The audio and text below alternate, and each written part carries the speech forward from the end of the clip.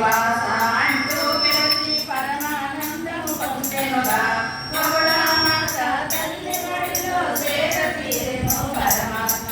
పద్మావతి జన్మవృత్తాంతం. పూర్వకాలమునందు ధర్ముడని చంద్రవంశము రాజుంటే ఆ రాజునకు ఇద్దరు పుత్రులు ఆకాశరాజు తొండమానుడు.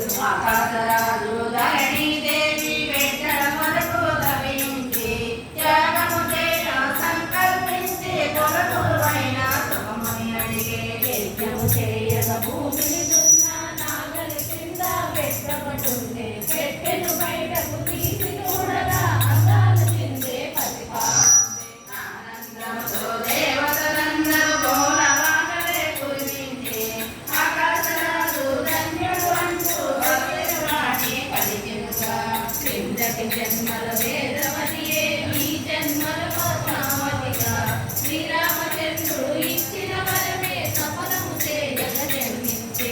పండితులంతా వచ్చి పాపము నామకరునిలాగా దిన దిన ప్రకాశవంతముగా చక్కని తోటల పువ్వులాగా అల్లారు ముద్దుగా పెరగసాగే.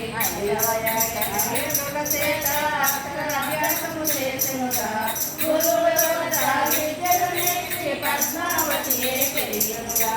యుక్త వయస్సు వచ్చిన కన్యా గౌరీ పూజలు చేసెనుగా.